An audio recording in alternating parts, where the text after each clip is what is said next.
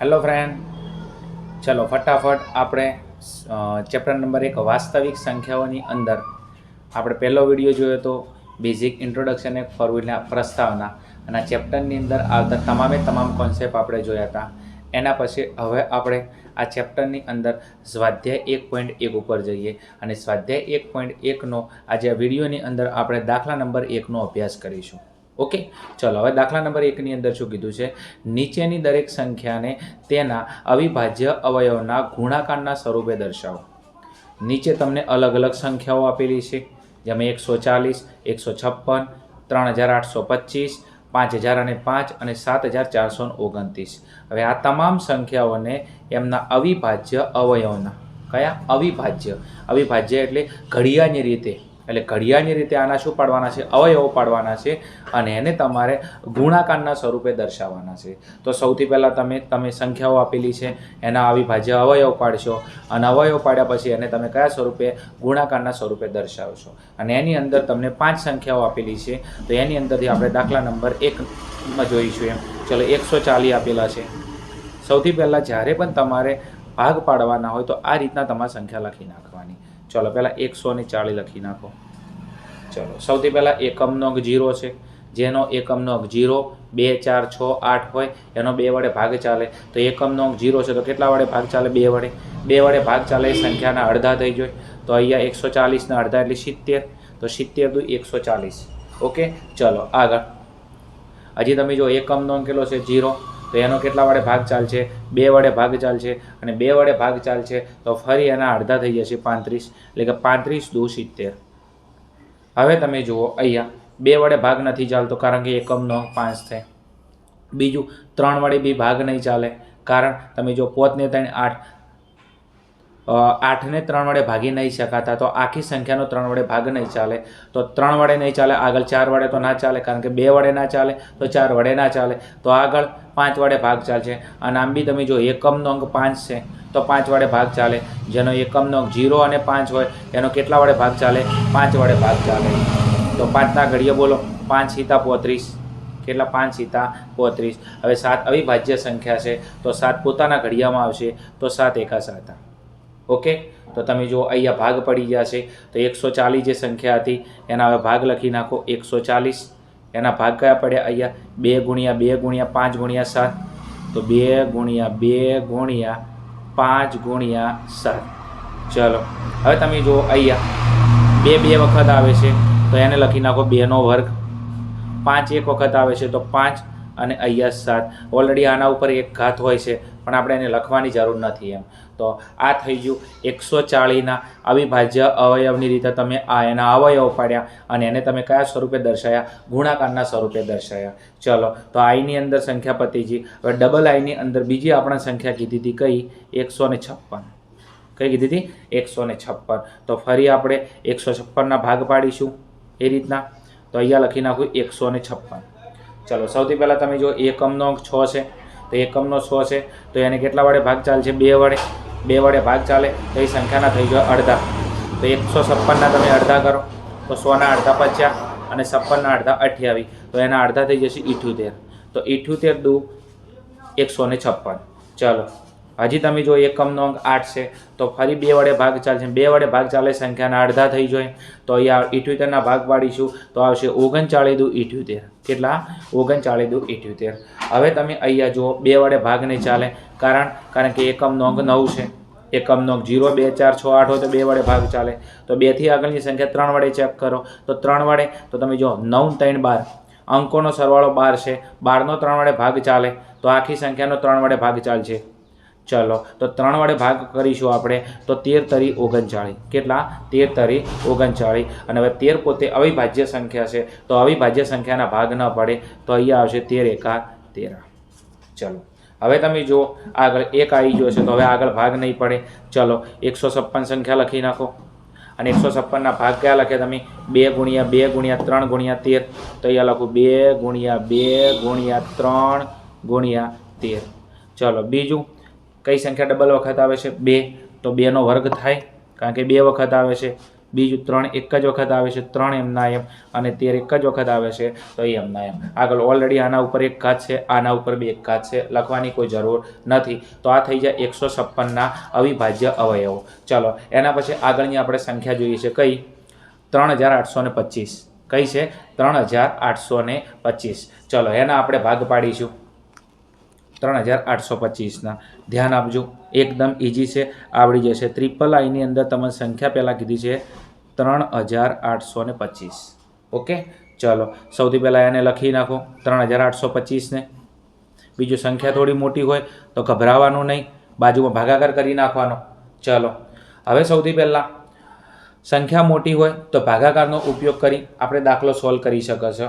ચલો હવે 3825ની અંદર પહેલાં તમે જો એકમનો અંક 5 છે તો 2 વડે ભાગ નહીં ચાલે. ઓકે, કારણ કે એકમનો અંક 5 છે તો 2થી આગળની સંખ્યા 3 વડે ચેક કરો. 3 વડે ચેક કરવા માટે સૌથી પહેલાં અંકોનો સરવાળો ચેક કરો. તો તમે જો 8 ને 3 11, 11 ને 2 11 ને 2 13, 13 ને 5 18. હવે 18 ને 3 વડે ભાગી શકાય છે તો આખી સંખ્યાને કેટલા વડે ભાગી શકાય? 3 વડે ભાગી શકાય છે. તો હવે 3825નો આપણે 3 વડે ભાગાકાર કરી લઈએ. કેટલા? 3825. તો 3825 એનો આપણે 3 વડે ભાગાકાર કરીએ. ચલો 3 એકા 3, અહીંયા 0 ઉપરથી ઉતાર્યા 8, 3 દુ 6. ચલો 8માંથી 6 ગયા કેટલા વધ્યા? 2 ઉપરથી ઉતાર્યા 2, 3 સીતા 21. ચલો 22માંથી 21 ગયા એટલે કેટલા વધ્યા? 1 અને ઉપરથી ઉતાર્યા 5. ચલો આગળ હવે અહીંયા તમે જો 3 પંચા 15. કેટલા થઈ જાય? 3 પંચા 15. અહીંયા 0 0. તો તમે 3825ને 3 વડે ભાગશો એટલે કેટલો જવાબ આવશે? 1275 એટલે 1275. તો અહીંયા તમે 3 વડે ભાગશો તો આપણી શેષ કેટલી? સોરી, અહીંયા આપણું ભાગફળ કેટલું આવે છે? 1275. કેટલો? 1275. હવે હજી તમે ચેક કરો 3 વડે ભાગ ચાલશે કે નહીં ચાલે. તો અહીંયા ચેક કરો 7 ની પોચ 7 ને 2 9, 9 ની 10, 10 ની પોચ 15. ફરી અહીંયા 15 આવે છે, 15નો 3 વડે ભાગ ચાલે છે તો આખી સંખ્યાનો 3 વડે ભાગ ચાલશે. ફરી 3275 એનો તમે 3 વડે ભાગાકાર કરી નાખો.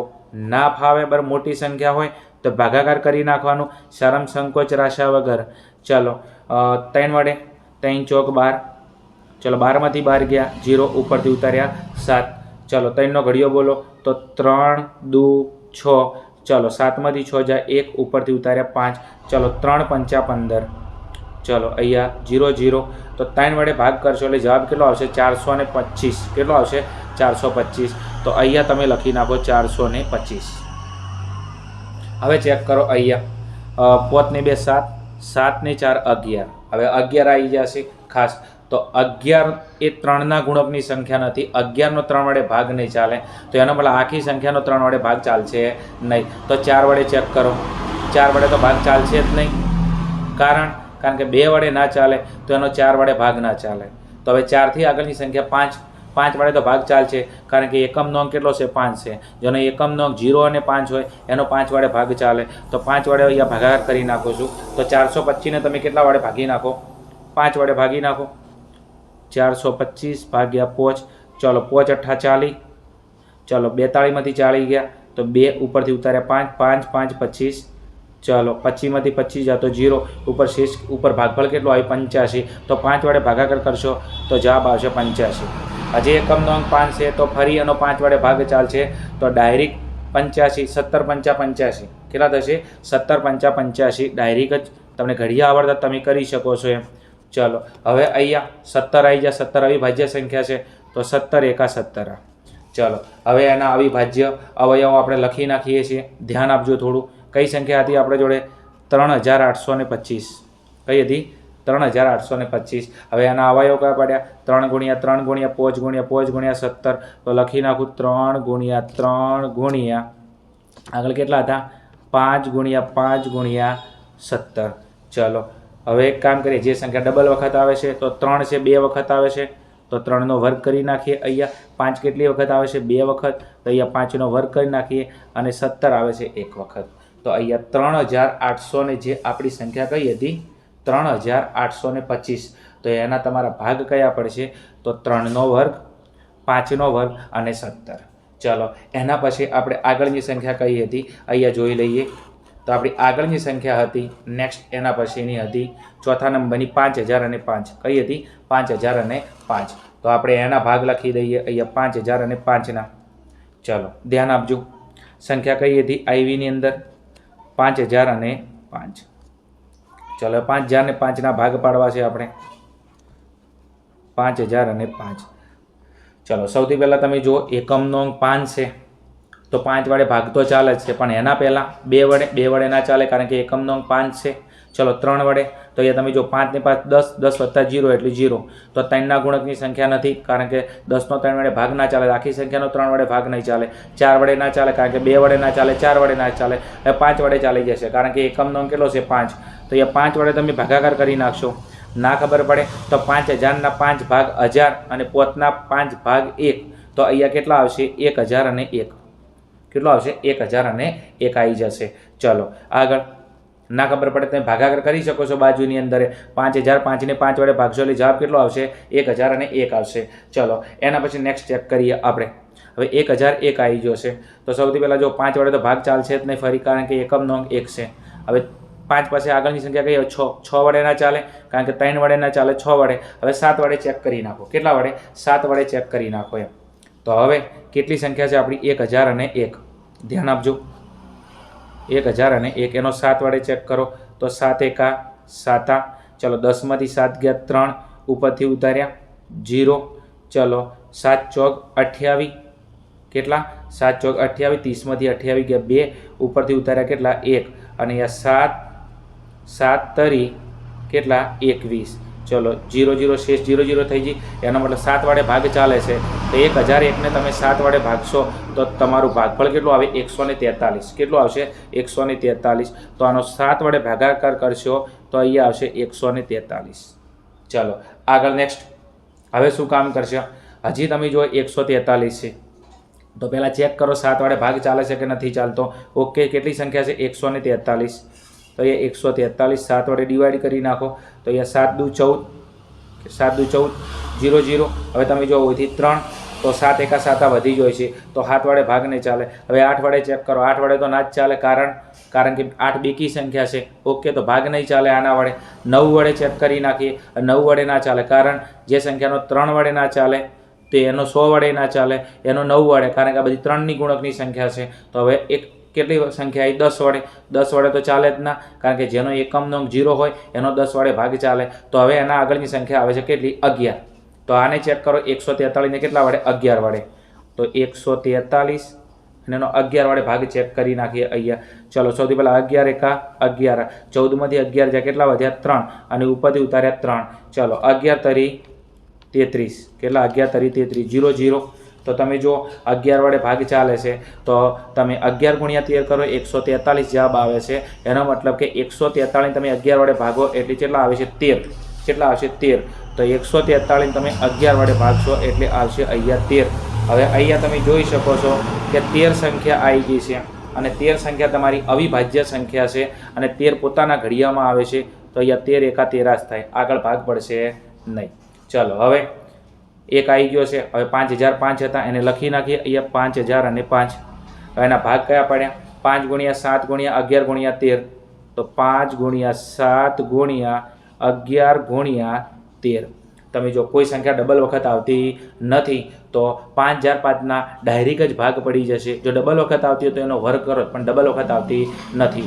ચલો હવે આપણે એક જ સંખ્યા બાકી છે. કઈ? 5મા નંબરની. બહુ તોડી નાખીને ફોડી નાખે ભૂકા કરી નાખે એવી સંખ્યા છે 7429. ધ્યાન આપજો થોડું. ચલો વિદ્યાર્થી મિત્રો હવે આગળ દાખલા નંબર 1ની અંદર ટોટલ 5 સંખ્યા હતી અને એની અંદર આપણે લાસ્ટ સંખ્યા છે કઈ? 7429. તો અહીંયા ફરી એક વખત સંખ્યા લખી નાખીએ આપણે. 7429. કેટલા છે? 7429. થોડું ધ્યાન આપજો. બહુ મસ્ત મજાનો ટોપિક છે, ભણવાની બી મજા આવશે એમ. ચલો હવે સૌથી પહેલાં અહીંયા આ સંખ્યા બહુ ઇન્ટેલિજન્ટ છે કારણ કે તમે આને ભાગાકાર કરવા બેસો બરાબર છે તો 2 વડે નહીં ચાલે, 3 વડે નહીં ચાલે, 4 વડે નહીં ચાલે, 5 વડે એમ કરતાં છેક 17 વડે સીધો ભાગ ચાલશે. અહીંયા વિડીયો લોંગ ના થાય એટલા માટે તમને ડાયરેક્ટ કહું છું એમ, તમે 2થી લઈ અને 16 વડે તમે આનો ભાગાકાર કરશો ને ચાલે, સીધો આનો 17 વડે ભાગ ચાલશે. કેટલા વડે? 17 વડે ભાગ ચાલશે. ધ્યાન આપજો એમ. ઓકે, ચલો આનો 17 વડે ભાગ ચાલે છે તો અહીંયા આને 17 વડે ભાગવાની કોશિશ કરું છું હું. 7429. કેટલા વડે ભાગ ચાલે? 17 વડે. ચલો ધ્યાન આપજો એમ. 17નો ઘડીઓ બોલો. 17 એકા 17, 17 દુ 34, 17 તરી 51, 17 ચોક 68. ચલો તો હવે તમે જો અહીંયા 74માંથી 68 બાદ કરો એટલે કેટલા આવશે? અહીંયા 6 અને અહીંયા 2. ફરી 17નો ઘડીઓ બોલો. 17 તરી 51. કેટલા?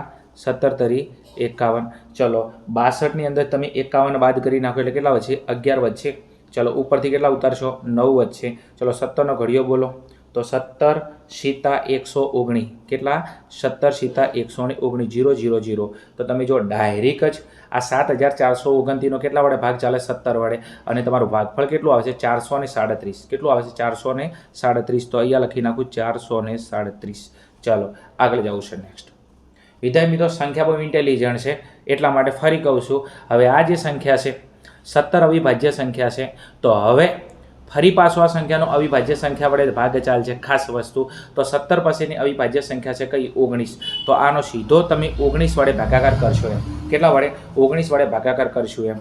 ચલો તો 437 અને એનો 19 વડે ભાગાકાર કરું છું. ચલો 19નો ઘડીઓ બોલો. તો 19 એકા 19, 19 દુ 38. કેટલા? 19 દુ 38. ચલો તમે 43થી બાદ કરશો 38 એટલે પેલા 3 ને 2 એટલે 5 વચ્ચે ઉપરથી ઉતાર્યા 7. ચલો 19નો ઘડીઓ બોલો. 19 તરી 57. કેટલા? 19 તરી 57. 0 0. તો તમે 437 ને 19 વડે ભાગાકાર કરશો તો એનો ભાગફળ કેટલું આવશે? 23. તો અહીંયા આવશે કેટલા? 23. ચલો એના પછી નેક્સ્ટ તમે જો 23 પોતે અવિભાજ્ય સંખ્યા છે તો 23ના ભાગ ન પડે તો અહીંયા આવશે 23 એકા 23.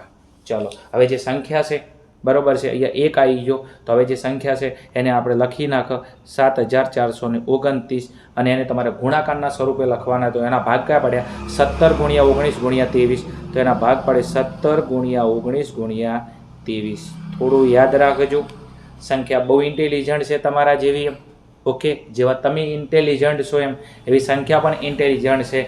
તો 7429ના બરાબર છે 3 સંખ્યા કઈ? 17, 19, 23. 17 પછીની અવિભાજ્ય સંખ્યા કઈ આવે? 19. 19 પછીની અવિભાજ્ય સંખ્યા કઈ આવે? 23. ઓકે, ચલો હજી કદાચ જો વધતું હોત તો 23 પછીની સંખ્યા કઈ આવે? તો અવિભાજ્ય 29 સંખ્યા આવે. તો એના વડે આપણે ભાગાકાર કરો તેમ પણ અહીંયા આપણો સમ પૂરો થઈ જાય છે. તો વિદ્યાર્થી મિત્રો, આપણે સ્વાધ્યાય 1.1ની અંદર દાખલા નંબર 1 પૂરો કર્યો છે. બીજું ભણવાની થોડી મજા આવતી હોય, વિડીયો મારા હેલ્પફુલ થતા હોય તો વિડીયોને લાઇક કરજો. તમારા જે મિત્રો છે એમના સુધી અવશ્ય શેર કરજો. અને ચેનલ પર નવા હો તો ચેનલને પ્લીઝ રિક્વેસ્ટ ફોર યુ, ચેનલને અવશ્ય સબસ્ક્રાઈબ કરજો એમ. ચલો મળીએ આગળના દાખલાની અંદર.